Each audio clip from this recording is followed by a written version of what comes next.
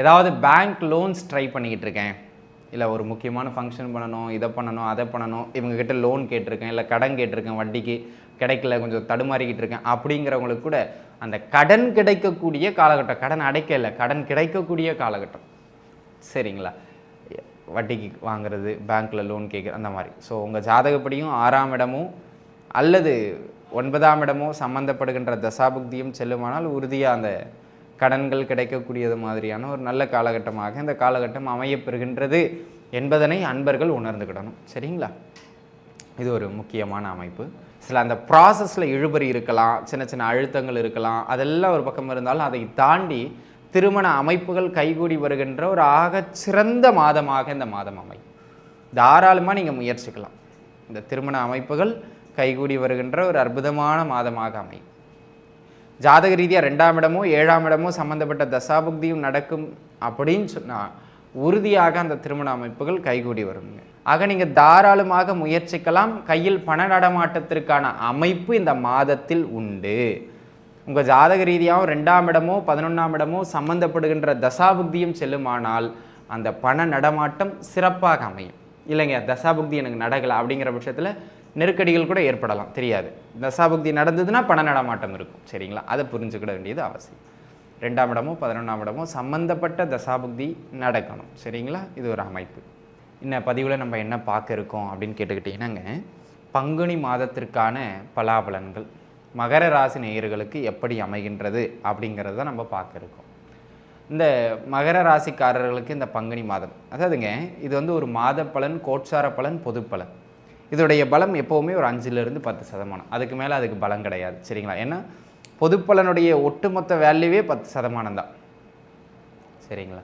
அப்போ எதுக்கு நம்ம இந்த 5-10% பார்க்கணும்? ஜாதக தசாபுக்தியை பார்த்தா போதாதா அப்படின்னா ஓகே தான். இருந்தாலும் இந்த பொது பலன் உங்கள் சுய ஜாதகத்தோடு கம்பைண்ட் ஆகும்போது ரொம்ப பலமாக வேலை செய்யும். எப்படிங்க? ரொம்ப பலமாக வேலை செய்யும். அதனால் உங்கள் சுய ஜாதகப்படி என்ன தசாபுக்தி போகுதுன்னு பாருங்கள். பார்த்துக்கிட்டு இந்த ஜாதகத்தில் இப்போ நான் சொல்கிற பொது பலனை நீங்கள் கவனிங்க.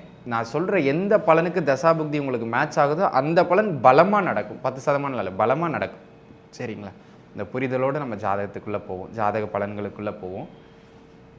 மகர ராசி நேயர்களுக்கு இந்த மாதம் எப்படி அமையும் அப்படிங்கிறத பார்த்துக்கிட்டோம்னா, ஒரு சொல்கிற அளவுக்கு ரொம்ப சிறப்பான மாதம் அப்படின்னு சொல்கிற அமைப்பில் இல்லை.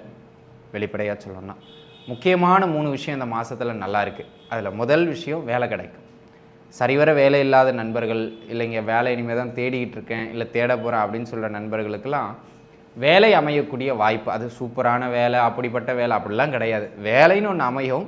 அந்த அமையிற வேலையை நீங்கள் எடுத்துக்கிறது நல்லது. சரிங்களா? ஏன்னா வேலை வாய்ப்புகள் அமையக்கூடிய மாதமாக இந்த மாதம் உங்களுக்கு அமைகின்றது. ஸோ நீங்கள் தாராளமாக முயற்சிக்கலாம். உங்களுக்கு வேலை வாய்ப்புகள் கிட்டும். First point. சரி, இப்போ எல்லாருக்கும் கிட்டுமா? இதுக்கு தான் ஜாதக தசாபுக்தி என்ன நடக்குதுன்னு பார்க்க சொன்னேன். உங்கள் ஜாதகப்படி ஒருவேளை 6ஆம் இடமோ அல்லது 10ஆம் இடமோ சம்பந்தப்படுகின்ற தசாபுக்தி நடக்குமானால் அவங்களுக்கு வேலை வாய்ப்புகள் கிடைக்கும், மற்றவங்களுக்கு இல்லை. சரிங்களா? அதை நம்ம புரிஞ்சுக்கிடணும். 2வது, இந்த காலகட்டம் ஏதாவது பேங்க் லோன்ஸ் ட்ரை பண்ணிக்கிட்டு இருக்கேன், இல்லை ஒரு முக்கியமான ஃபங்க்ஷன் பண்ணணும், இதை பண்ணணும், அதை பண்ணணும், இவங்ககிட்ட லோன் கேட்டிருக்கேன், இல்லை கடன் கேட்டிருக்கேன், வட்டிக்கு கிடைக்கல, கொஞ்சம் தடுமாறிக்கிட்டு இருக்கேன் அப்படிங்கிறவங்களுக்கு கூட அந்த கடன் கிடைக்கக்கூடிய காலகட்டம், கடன் அடைக்கல, கடன் கிடைக்கக்கூடிய காலகட்டம். சரிங்களா? வட்டிக்கு வாங்குறது, பேங்க்கில் லோன் கேட்குறது, அந்த மாதிரி. ஸோ உங்கள் ஜாதகப்படியும் 6ஆம் இடமோ அல்லது 9ஆம் இடமோ சம்மந்தப்படுகின்ற தசாபுக்தியும் செல்லுமானால் உறுதியாக அந்த கடன்கள் கிடைக்கக்கூடியது மாதிரியான ஒரு நல்ல காலகட்டமாக இந்த காலகட்டம் அமையப்பெறுகின்றது என்பதனை அன்பர்கள் உணர்ந்துக்கிடணும். சரிங்களா? இது ஒரு முக்கியமான அமைப்பு. அதனை அடுத்ததாக அன்பு நண்பர்களே, இதில் முக்கியமான விஷயம் என்ன அப்படின்னு கேட்டுக்கிட்டிங்கன்னா, நல்லா புரிஞ்சுக்கிடுங்க. வேலை கிடைக்கும்.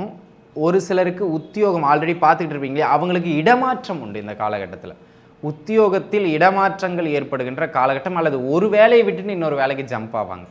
அந்த ஜாப் சேஞ்சஸ் நடக்கக்கூடியது மாதிரியான காலகட்டமாகவும் இந்த காலகட்டம் அமைகின்றது.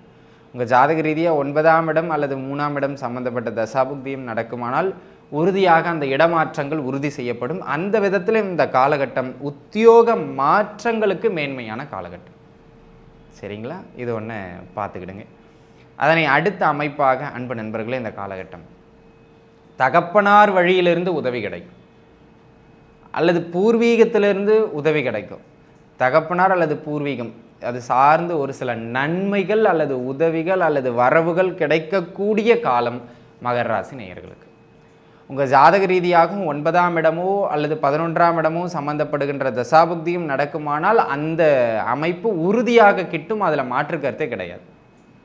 சரிங்களா? உறுதியாக கிட்டும். அதை நம்ம மனசில் உள்வாங்கி வச்சுக்கிடணும். சரிங்களா? அந்த மாதிரியான ஒரு அமைப்புடைய காலகட்டம் இது. சரிங்க, இது ஒரு பக்கம் இருக்க வேறு என்ன முக்கியமான அமைப்புகள் உண்டு அப்படின்னு கேட்டுக்கிட்டிங்கன்னா, இந்த காலகட்டம் நல்லா புரிஞ்சுக்கிடுங்க. உங்கள் ஜாதக அமைப்படி திருமணம் சார்ந்த முயற்சிகள் ஏதேனும் நீங்கள் எடுத்துக்கிட்டு இருக்கீங்க அப்படின்னு சொன்னால், சில அந்த ப்ராசஸில் இழுபறி இருக்கலாம், சின்ன சின்ன அழுத்தங்கள் இருக்கலாம். அதெல்லாம் ஒரு பக்கம் இருந்தாலும் அதை தாண்டி திருமண அமைப்புகள் கைகூடி வருகின்ற ஒரு ஆகச்சிறந்த மாதமாக இந்த மாதம் அமையும். தாராளமாக நீங்கள் முயற்சிக்கலாம்.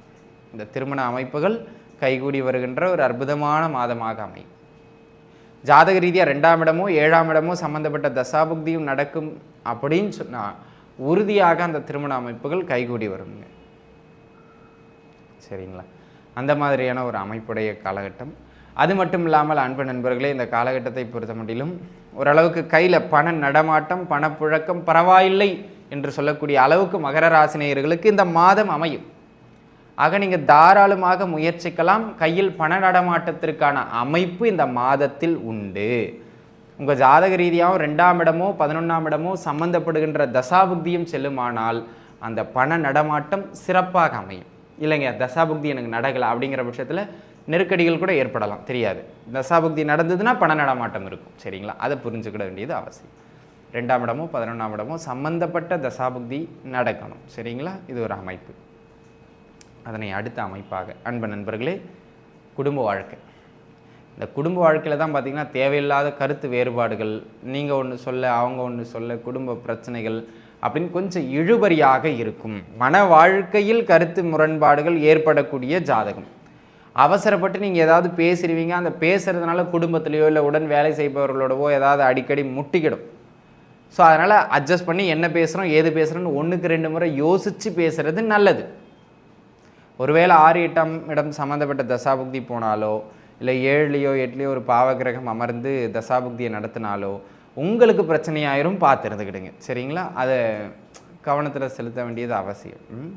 அதனை அடுத்த அமைப்பாக அன்பு நண்பர்களே, இந்த காலகட்டம் உயர்கல்வி பயில்வதற்கு நல்ல மேன்மை மிகுந்த காலகட்டமாக அமைகின்றது. பிடிச்ச கல்வி, பிடிச்ச விஷயம் எல்லாம் கிடைக்கும். அதில் பார்த்துக்கிடுங்க. சரிங்களா? 9ஆம் இடம் சம்பந்தப்பட்ட தசாபுக்தியும் நடக்குமானால் அந்த கல்வியில் முன்னேற்றம் சீரும் சிறப்புமாக அமையும்.